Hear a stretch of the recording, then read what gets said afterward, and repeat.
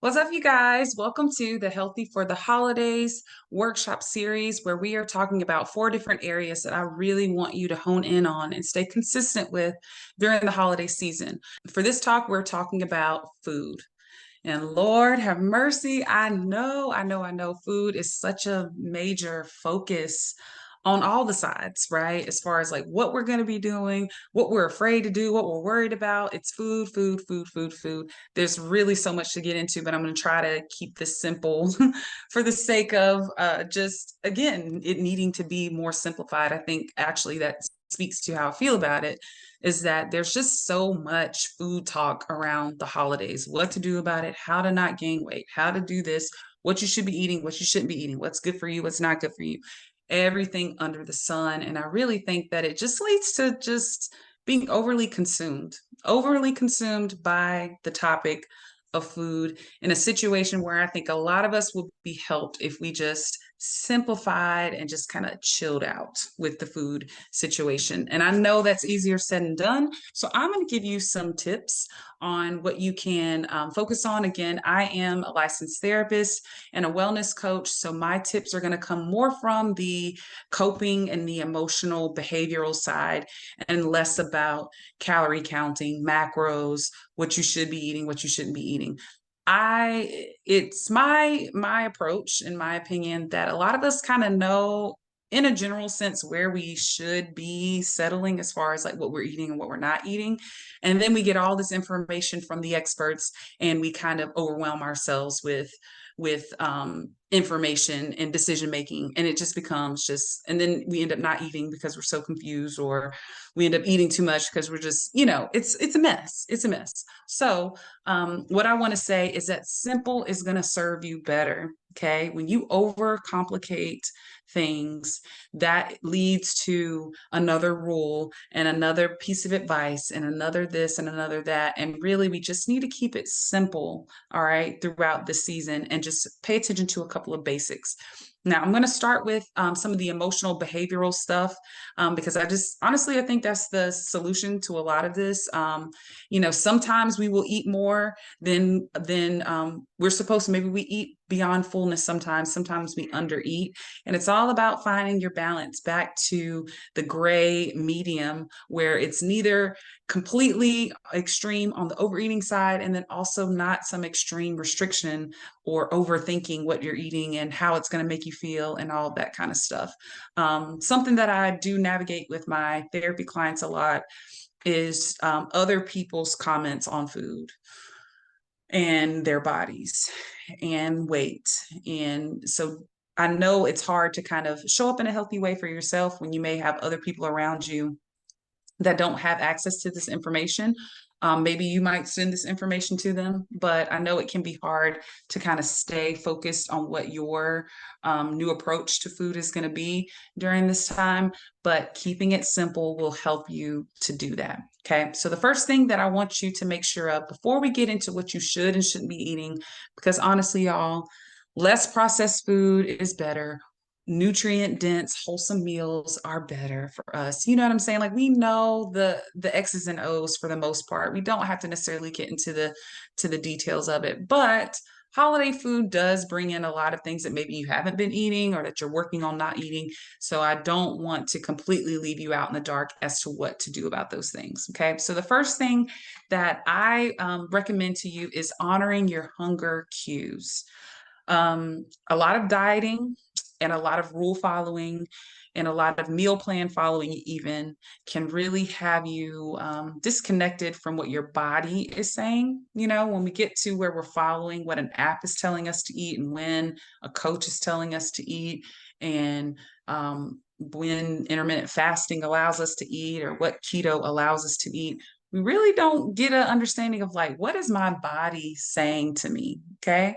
And this is a work. I also want to note that this is a work. This is not something that you're just going to be able to master very quickly, during the holiday season, but you can implement this into what you're doing, which is, again, honoring your hunger cues. When you are hungry, you should eat something. Okay. Now, physical hunger cues and emotional hunger cues are two different experiences, right?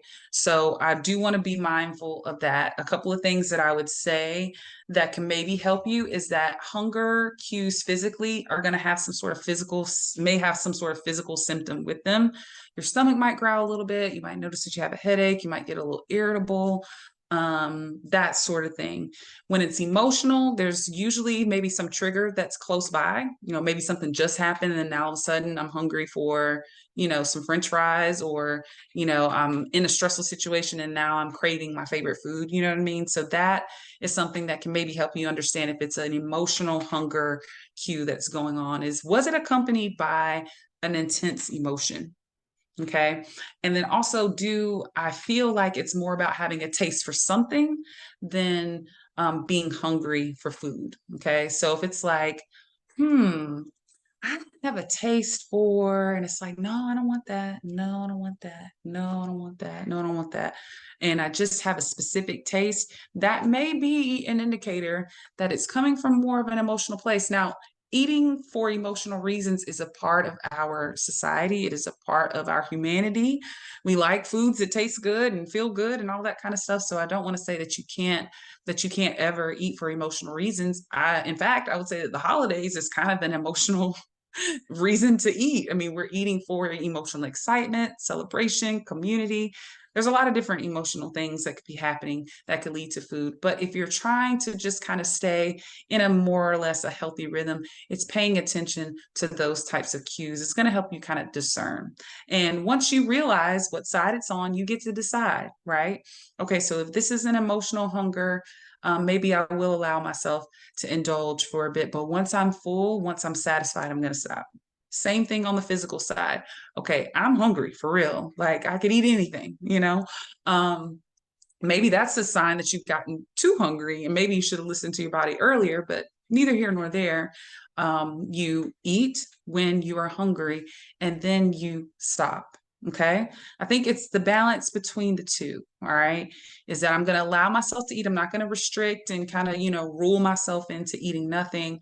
But I'm also going to be paying attention that when I start to feel uncomfortable, or when I start to feel like, okay, now you're just eating because you're just sad. Like, that moment you have it where you're just like mindlessly eating.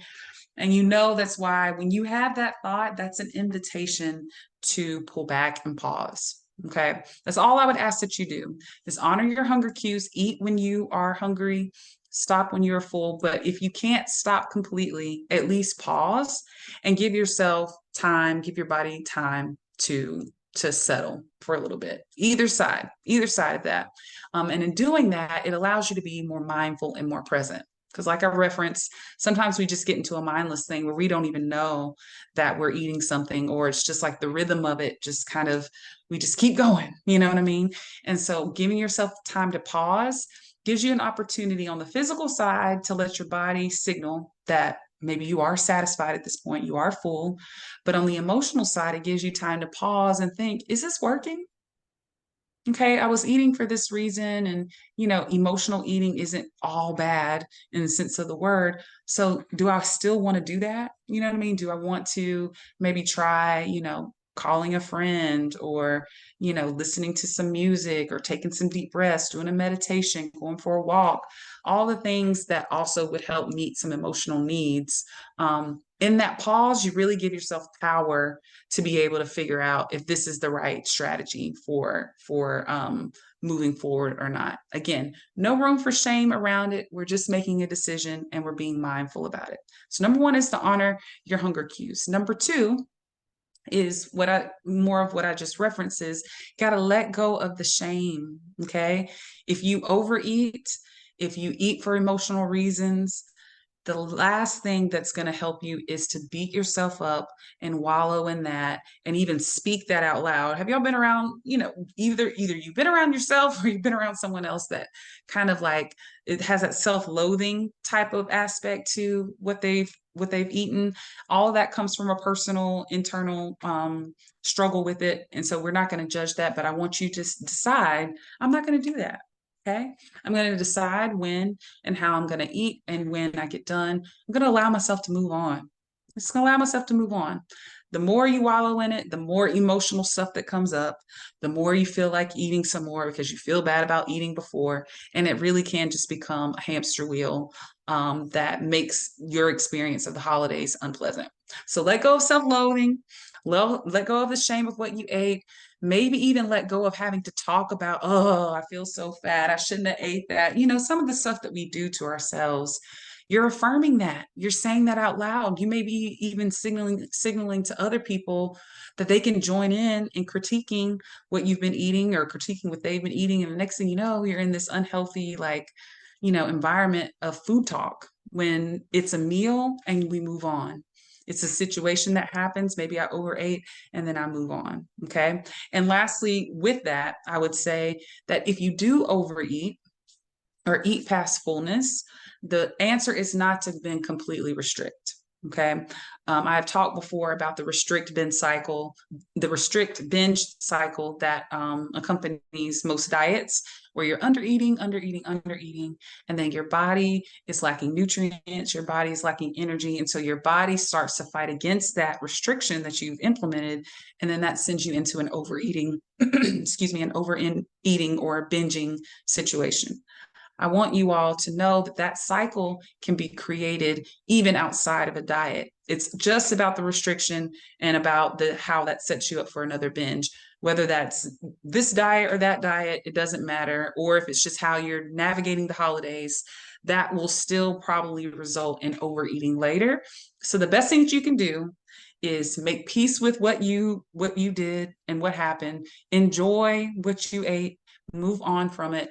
Do not restrict yourself for the next meal or the next day unless you're just genuinely still full from what you ate and just aren't ready to eat. Don't force yourself to eat, but also don't restrict yourself thinking that I'm saving up calories or I'm making up calories, or again, all the rules that we apply to food that really just complicate things.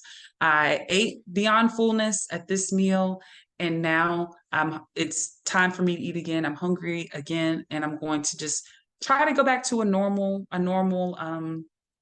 uh, approach to the meal. Okay.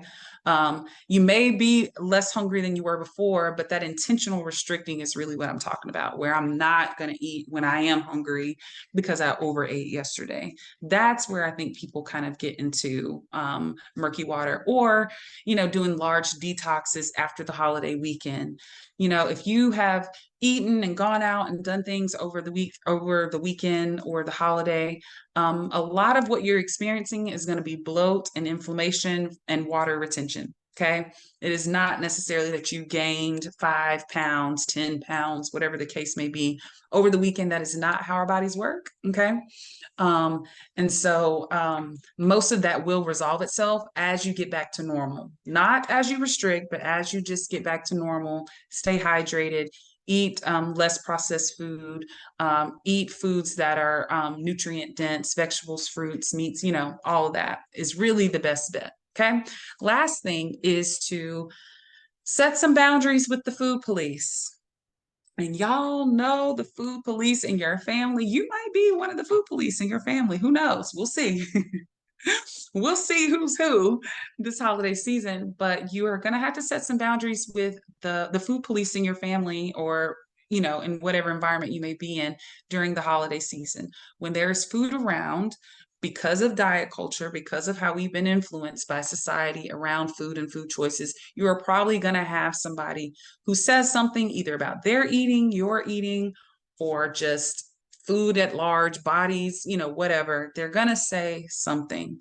And you're going to have an opportunity to either remove yourself, set a verbal boundary with them, like, hey, I really don't want any additional comments on what I'm deciding to eat during dinner. Can we change the subject? Can we move on? Something of the sort, to kind of give yourself, to redirect that person to what they can talk to you about, to what you're willing to engage in, but also setting a firm boundary around, I do not want to be policed around my food choices. And you also have to make the decision that you're not going to do that either. Okay.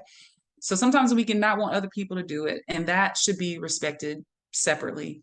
But then we may find ourselves in it like, oh, I ate so much. I can't believe I did that. Oh, I just feel so gross. And I did it, or I shouldn't eat this because this has got dairy and sodium and blah, blah, blah. And, and kind of going into it. If you make that decision for yourself, then by all means, make that decision for yourself.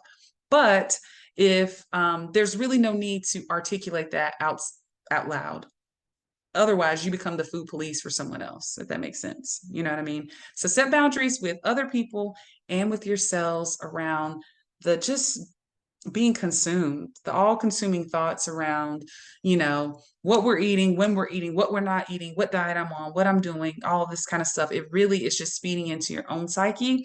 And it's going to add to the other two things that I mentioned, which is the shame and the self loathing. That's absolutely an easy in for shame and self loathing. And then that's also going to set you up to maybe not honor your hunger cues out of being critical and overconsumed to where you're not really present with your body and you're just overthinking about what your food choices are. So I know that food is a big topic and a big stressor for a lot of people during this time. And so a couple of things that I would recommend are the same things that I would recommend to you at any other time in the year. Okay. When it comes to taking care of yourself, there are 5 things that I recommend, and I'm going to go through them here off the top of my head to make sure that you guys know what they are. Number 1 is staying properly hydrated. I don't mean drinking a gallon of water. I mean, staying consistent with your water intake. A lot of people find the recommended amount, depending on who you ask, can be anywhere from 64 ounces all the way up to a gallon. I would recommend doing something that you can be consistent with. So if that is 64 ounces, let that be your bare minimum and just let that be consistent. I'd much rather you be consistent with water intake than drinking and chugging a gallon one day and then only drinking 12 ounces the next day. I'd rather you find a medium and be consistent with it rather than overshooting it and then it just ends to be, off on, off on. Okay. I also want you to make sure that you're eating whole meals, nutrient dense whole meals. Get your vegetables, get your fruit, get your protein, get your complex carbs, eat an entire meal. Don't undereat just because you know you're going to be eating big later. You need nutrients throughout the day. Okay. So I want you to make sure that you are focused on the same rhythm of food relationship that you've been working on. It applies to the holiday season. Don't revert back to old habits. Don't let what other people are saying get you off track of where you're headed. Stay consistent with that principle. Okay. You're also going to need to make sure that your sleep is adequate enough. It's a busy time. All right. And so I know you're like, what does this have to do with food? But this has to do with what you can do besides policing and overthinking the food thing. These are the other things that you can do, making sure you're getting adequate sleep to take care of yourself. When we are sleep deprived, our bodies will look for quick sources of energy, which usually comes down to refined sugars and simple carbs, those of which you may have a lot of access to during the holiday season. So the more sleep that you can get for yourself, the better you're going to have self-control and, self-control over what decisions you make when it comes to food. I also want you to move regularly. All right. Take care of your body. This is going to help. All of these are going to help with the self-loathing that can come from making a mistake or eating too much when it comes to food. And I'm putting that in air quotes because I know how the self-talk can be. But moving your body regularly is going to help you feel like, you know what, I'm on track. Like I'm moving, I'm drinking my water, I'm sleeping okay. I'm trying to sleep as best as I can. I'm making some healthier decisions around food otherwise. So this moment in time doesn't have to be the end all be all to what gets me off track or something to have self-loathing around. And then lastly is stress management. Managing your stress, again, keeps you in a good mental headspace. When we're stressed, we get critical, we get irritable, we start nitpicking certain things, we get in a very negative self-talk cycle sometimes. And so managing your stress is going to set you up for being able to move on from decisions that you made and not dwell on those decisions. So those are some of my tips for navigating the holidays with food from a mental health standpoint. There is a lot of nutrition advice out there that can tell you when and what and how to eat. And if that's been working for you, you may follow some of those pointers as well. But ultimately, these three things: honoring your hunger cues, knowing when you should eat and when you should stop eating, giving yourself a pause to determine that, taking things slow, being mindful. You don't have to rush. You're here to enjoy the holiday season, and food is along with that, but there's more to take in. Allow yourself to go slow and just to pause and be mindful and enjoy the food that you're eating. Taste it. Actually taste the food and slow down. Number two, let go of the shame and the self loathing about what you ate. That is not going to move you forward, and it's not going to move anybody else around you forward. It kind of just perpetuates just a negative food talk situation that you don't want to be a part of, which leads me to number three, which is setting boundaries with the food police. And sometimes that may be you, and sometimes it may be someone else. But across the board, go ahead and decide what those food boundaries are going to be so that you can actually be present and enjoy the holiday season wherever you may be. Okay. All right, you guys, be sure to follow the make sure that you follow the worksheet that's going to go along with this. It's going to kind of help you flesh out a little bit more of what I have talked about today. And I will see you in the next video.